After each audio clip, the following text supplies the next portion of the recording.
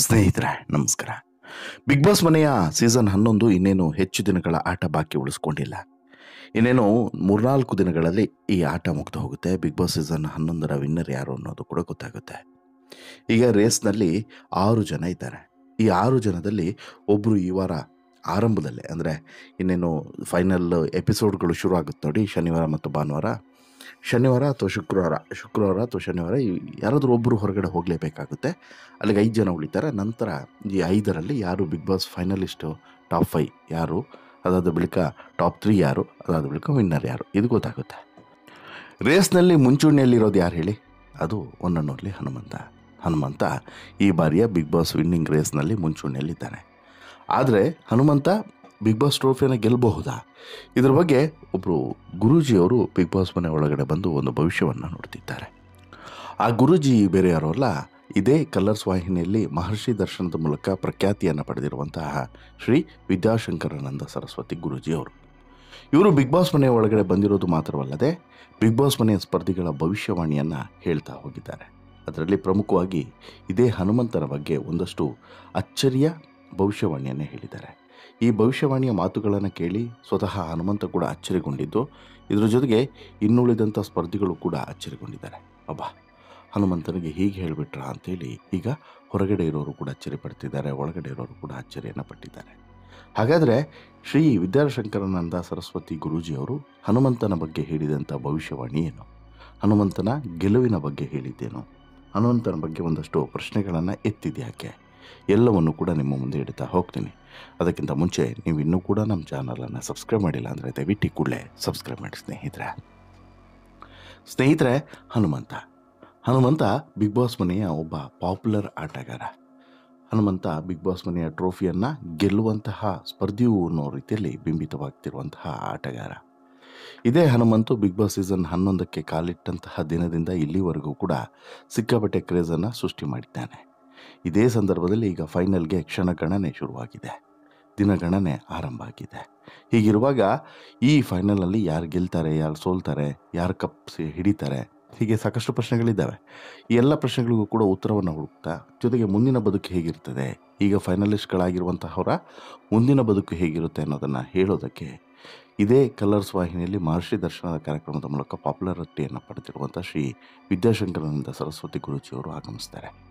ಇವರು ಹನುಮಂತನ ಎದುರುಗಡೆ ಕೂತು ಒಂದಷ್ಟು ವಿಚಾರಗಳನ್ನು ಹೇಳೋದಕ್ಕೆ ಶುರು ಮಾಡ್ತಾರೆ. ಯಾಕಂತ ಹೇಳಿದ್ರೆ ಹನುಮಂತ ಬಿಗ್ ಬಾಸ್ ಸೀಸನ್ 11ಕ್ಕೆ ಕಾಲಿಟ್ಟ ದಿನದಿಂದ ಬಿಗ್ ಬಾಸ್ ಆಟದಲ್ಲಿ ಸಿಕ್ಕಾಪಟ್ಟೆ ಕ್ರೇಜನ್ನು ಸೃಷ್ಟಿ ಮಾಡಿದ್ದಾನೆ. ತನ್ನ ದೋಸ್ತನನ್ನೇ ನಾಮಿನೇಟ್ ಮಾಡೋದಕ್ಕೆ ಹಿಂದೆ ಮುಂದೆ ನೋಡಿದಂತಹ ದೃಢತೆ, ಆಟ ಅಂತೇಳಿ ಬಂದಾಗ ಎಲ್ಲೂ ಫೇವರಿಸಮನ್ನು ಅಥವಾ ಮೋಸವನ್ನು ಮಾಡದಂತಹ ಮತ್ತು ನೇರವಾಗಿ ಎಲ್ಲವನ್ನು ಕೂಡ ನೇರ ನುಡಿಯ ಮೂಲಕ, ನಡೆಯ ಮೂಲಕ ಎಲ್ಲರ ಮೆಚ್ಚುಗೆಗೆ ಪಾತ್ರವಾಗಿರುವಂಥ ಹನುಮಂತ ಸೀಸನ್ 11ರ ಫಿನಾಲೆಯಲ್ಲಿ ಟ್ರೋಫಿಯನ್ನು ಹಿಡಿಯುವಂತಹ ಮುಂಚೂಣಿಗ ಅನ್ನುವಂಥ ಮಾತುಗಳು ಕೇಳ್ತಿರುವಂಥ ಸಂದರ್ಭದಲ್ಲಿ, ಇನ್ನೇನು ಫಿನಾಲೆಗೆ 3 ದಿನ ಬಾಕಿ ಉಳಿದಿರುವಂಥ ಸಂದರ್ಭದಲ್ಲಿ ಯಾರು ಟ್ರೋಫಿಯನ್ನು ಗೆಲ್ತಾರೆ ಅನ್ನುವಂಥ ಕುತೂಹಲ ಕೂಡ ಜನರಲ್ಲಿ ಹೆಚ್ಚಾಗಿದೆ. ಇದೀಗ ಫಿನಾಲೆ ವೀಕ್ನಲ್ಲಿ ತ್ರಿವಿಕ್ರಮ್, ಉಗ್ರಂ ಮಂಜು, ಹನುಮಂತ, ಮೋಕ್ಷಿತಾ, ಭವ್ಯ, ರಜತ್ ಇಷ್ಟು ಜನ ಇದ್ದಾರೆ. ಇವರಲ್ಲಿ ಹನುಮಂತ ಗೆಲ್ತಾನ ಅನ್ನೋದು ಮೊದಲ ಪ್ರಶ್ನೆ. ಈ ಪ್ರಶ್ನೆಗೆ ಉತ್ತರವನ್ನು ಹುಡುಕ್ತಾ ಹೋದಾಗ ಗೆಲ್ಲುವಂಥ ಚಾನ್ಸಸ್ ದೊಡ್ಡ ಮಟ್ಟದಲ್ಲಿ ಇದೆ ಅನ್ನೋದಕ್ಕೆ ಕಾರಣ ಇದೇ ಗುರೂಜಿಯವರು ಕೊಟ್ಟಂತಹ ಒಂದು ಉತ್ತರ. ಹೌದು, ಈ ಗುರೂಜಿಯ ಪ್ರಕಾರ ಹನುಮಂತನಿಗೆ ಈಗ ರಾಜಯೋಗ ಇದೆ. ರಾಜಯೋಗ ಇರೋದರಿಂದ ಹನುಮಂತ ಬಹುಶಃ ಈ ಬಿಗ್ ಬಾಸ್ ಮನೆಯ ಟ್ರೋಫಿಯನ್ನು ಗೆಲ್ಲುವಂತಹ ಸಾಧ್ಯತೆ ಜಾಸ್ತಿ ಇದೆ ಅಂತೇಳ್ಬಿಟ್ಟು ಶ್ರೀ ವಿದ್ಯಾಶಂಕರಾನಂದ ಸರಸ್ವತಿ ಗುರೂಜಿಯವರು ಹೇಳ್ತಾರೆ. ಅಂದರೆ ಇದೊಂಥರ ಅಚ್ಚರಿಯ ಭವಿಷ್ಯವಾಣಿ ಅಂತಲೇ ಹೇಳ್ಬೋದು. ಇನ್ನು ಬಿಗ್ ಬಾಸ್ ಮನೆಯಲ್ಲಿ ಆಗಾಗ ಈ ಹನುಮಂತನ ಮದುವೆ ವಿಚಾರವು ಕೂಡ ಸುದ್ದಿ ಆಗ್ತಾನೆ ಇರುತ್ತೆ, ಚರ್ಚೆ ಆಗ್ತಾನೆ ಇರುತ್ತೆ. ಅದು ಯಾವಾಗ ಗುರೂಜಿ ಕೂಡ ಮದುವೆ ವಿಚಾರವನ್ನು ಕೇಳಿದ್ರು ಒಂದೇ ಸಲಕ್ಕೆ ಜೋರಾಗಿ ನಕ್ಕು ಬಿಡ್ತಾನೆ ಹನುಮಂತ. ಆತನ ಮುಖದ ಭಾವನೆ ಬದಲಾಗಿ ಹೋಗುತ್ತೆ, ಖುಷಿಯಲ್ಲಿ ತೇಲಾಡಿ ಬಿಡ್ತಾನೆ. ಇದನ್ನು ಕೂಡ ಪ್ರಶ್ನೆ ಮಾಡ್ತಾರೆ ಗುರೂಜಿ. ಮದುವೆ ಅಂದರೆ ಅಷ್ಟು ಇಷ್ಟನಾ? ಮದುವೆ ಆಗಬೇಕು ಅಂತ ಹೇಳಿ ಬಯಸಿದ್ಯಾ? ಯಾಕೆ ಮದುವೆ ಆಗಬೇಕು? ಹೀಗೆ ಒಂದಷ್ಟು ಪ್ರಶ್ನೆಗಳನ್ನು ಕೇಳ್ತಾರೆ. ಆಗ ಹನುಮಂತನಿಂದ ಉತ್ತರ ಬರೋದಿಲ್ಲ. ಗುರೂಜಿಯೇ ಒಂದಷ್ಟು ಉತ್ತರಗಳನ್ನು ಕೊಡ್ತಾರೆ. ಈಗ ಹನುಮಂತನಿಗೆ ಒಂದಂತೂ ಸ್ಪಷ್ಟ, ಮದುವೆ ಆಗಲೇಬೇಕು. ಯಾರನ್ನ, ಹೇಗೆ, ಎಲ್ಲಿ, ಅದು ಈಗಿರುವಂಥ ಪ್ರಶ್ನೆ. ಹನುಮಂತಗೆ 2026ರವರೆಗೂ ಕೂಡ ರಾಜಯೋಗ ಇರಲಿದೆ ಅಂಥೇಳಿ ಗುರೂಜಿ ಹೇಳಿದ್ದಾರೆ. ಆದರೆ ಮದುವೆ ಆಗೋದ್ರ ಬಗ್ಗೆ ಸ್ವಲ್ಪ ಯೋಚಿಸಿ ನಿರ್ಧಾರವನ್ನು ತೆಗೆದುಕೊಳ್ಳಿ ಅಂತಲೂ ಕೂಡ ಕಿವಿ ಮಾತನ್ನು ಹೇಳಿದ್ದಾರೆ. ಸದ್ಯ ಏನು ಮಾಡಬೇಕು ಅನ್ನೋದ್ರ ಮೇಲೆ ಸ್ವಲ್ಪ ಗಮನ ಹರಿಸಿದರೆ ಒಳ್ಳೆಯದು ಅನ್ನುವಂಥ ಕಿವಿ ಮಾತನ್ನು ಕೂಡ ಹೇಳಿದ್ದಾರೆ. ಹನುಮಂತ ತಾಯಿ ಬಗ್ಗೆ ಭವಿಷ್ಯವನ್ನು ನುಡಿದಿರುವಂಥ ಶ್ರೀ ವಿದ್ಯಾಶಂಕರಾನಂದ ಸರಸ್ವತಿ ಗುರೂಜಿಯವರು ಹನುಮಂತ ತಾಯಿಯ ಆರೋಗ್ಯದಲ್ಲಿ ಏರುಪೇರಾಗಲಿದೆ, ಹಾಗಾಗಿ ತುಂಬ ಎಚ್ಚರಿಕೆಯನ್ನು ವಹಿಸಬೇಕು ಅಂತಲೂ ಕೂಡ ಹೇಳಿದ್ದಾರೆ. ತಾಯಿ ಆರೋಗ್ಯದ ಬಗ್ಗೆ ತುಂಬ ಎಚ್ಚರಿಕೆಯಿಂದ ಇರು, ಏನೇ ಸಮಸ್ಯೆ ಬಂದರೂ ಅದಕ್ಕೆ ತಕ್ಷಣ ಪರಿಹಾರ ಕಂಡುಕೊಳ್ಳೋ ಅನ್ನುವಂತಹ ಕಿವಿ ಮಾತನ್ನು ಕೊಟ್ಟಿದ್ದಾರೆ. 2026ರವರೆಗೆ ನಿನಗೆ ರಾಜಯೋಗ ಇರಲಿದೆ, ಆದರೆ ಇದರ ಬಳಿಕ ದಾಂಪತ್ಯದಲ್ಲಿ ಕಲಹ, ತಾಯಿ ಆರೋಗ್ಯದಲ್ಲಿ ಏರುಪೇರು ಇದು ಎದುರಾಗಬಹುದು. ಹೀಗಾಗಿ ತಾಯಿಯ ಬಗ್ಗೆ ಸ್ವಲ್ಪ ಹೆಚ್ಚೇ ಗಮನ, ಮದುವೆ ಆಗೋದ್ರ ಬಗ್ಗೆನೂ ಕೂಡ ಯೋಚಿಸಿ ಮದುವೆ ಆಗು ಅಂತಲೂ ಕೂಡ ಹೇಳ್ತಾರೆ. ಅರ್ಜೆಂಟ್ನಲ್ಲಿ ಮದುವೆ ಮಾಡಿಕೊಳ್ಬೇಡ ಅಂತಲೂ. ಇನ್ನು ನಿನ್ನ ಮುಗ್ಧತೆಯ ಆಟದ ಮೇಲಿನ ಹಿಡಿತ ಇವೆಲ್ಲದೂ ಕೂಡ ನಿನಗೆ ಪ್ಲಸ್ ಪಾಯಿಂಟು.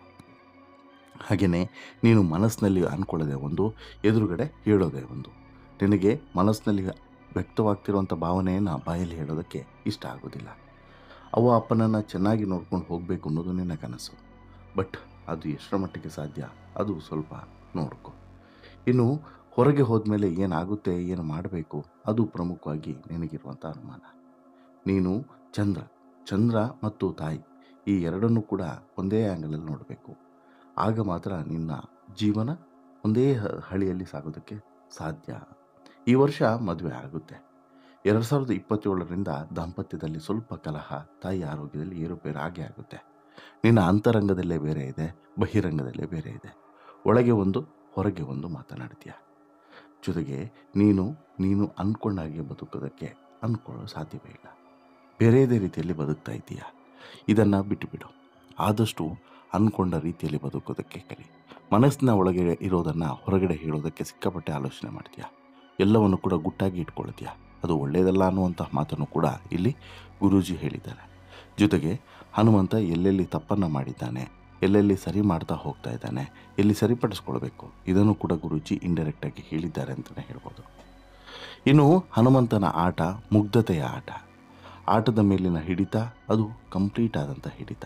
ಹನುಮಂತನ ವ್ಯಕ್ತಿತ್ವ, ಈ ವ್ಯಕ್ತಿತ್ವದಿಂದನೇ ಹನುಮಂತ ಇವತ್ತು ಟಿಕೆಟು ಫಿನಾಲೆ ಪಡ್ಕೊಂಡು ಫೈನಲಿಸ್ಟ್ ಆಗಿರೋದು. ಇನ್ನು ಕಿಚ್ಚ ಸುದೀಪ್ ಅವರು ಕೂಡ ವೀಕೆಂಡ್ ಪಂಚಾಯತ್ನಲ್ಲಿ ಕರ್ನಾಟಕವೇ ಮೆಚ್ಚುವಂತೆ ಆಟ ಆಡಿದ್ದೀನಿ ಅಂತಲೂ ಕೂಡ ಸಾಕಷ್ಟು ಸಲ ಹೊಗಳಿದ್ದಾರೆ.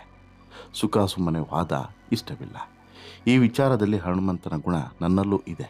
ಹನುಮಂತ ಯಾವುದನ್ನು ಗಂಭೀರವಾಗಿ ತೆಗೆದುಕೊಳ್ಳೋದಿಲ್ಲ, ಆದರೆ ಅವರಿಗೆ ಗುರಿ ಇದೆ. ಸುಲಭವಾಗಿ ಆಟವನ್ನು ತೆಗೆದುಕೊಂಡಿರೋರನ್ನ ನಾನು ಬಹಳ ಕಡಿಮೆ ನೋಡಿದ್ದೀನಿ ಅಂತಲೂ ಕೂಡ ಹೇಳ್ತಾರೆ.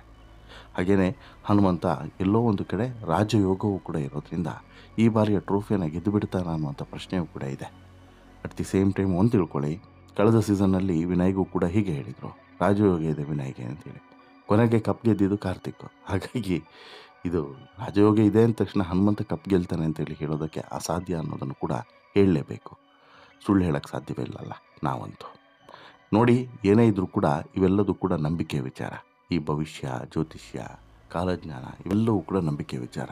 ನಂಬಿದರೆ ಇದೆ, ನಂಬಲಿಲ್ಲ ಅಂದರೆ ಇಲ್ಲ. ಅವರವರ ಭಾವಕ್ಕೆ, ಅವರವರ ಭಕ್ತಿಗೆ ಸಂಬಂಧಪಟ್ಟಂಥ ವಿಚಾರ. ನಿಮಗೆ ಅನಿಸುತ್ತೆ ಸ್ನೇಹಿತರೆ, ಹನುಮಂತನ ವಿಚಾರದಲ್ಲಿ ಶ್ರೀ ವಿದ್ಯಾಶಂಕರಾನಂದ ಸರಸ್ವತಿ ಸ್ವಾಮೀಜಿಯವರು ಹೇಳಿದಂತಹ ಒಂದಷ್ಟು ಮಾತುಗಳನ್ನು ಕೇಳಿದ ಬಳಿಕ ನಿಮಗೇನು ಅನ್ನಿಸ್ತಿದೆ?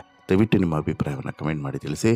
ಜೊತೆಗೆ ಈ ಸ್ಟೋರಿ ಇಷ್ಟ ಆಯಿತು ಅಂತ ಹೇಳಿದ್ರೆ ಲೈಕ್ ಮಾಡಿ, ಶೇರ್ ಮಾಡಿ, ಚಾನಲ್ಗೆ ಸಬ್ಸ್ಕ್ರೈಬ್ ಆಗೋದನ್ನು ಮರಿಬೇಡಿ. ಧನ್ಯವಾದ.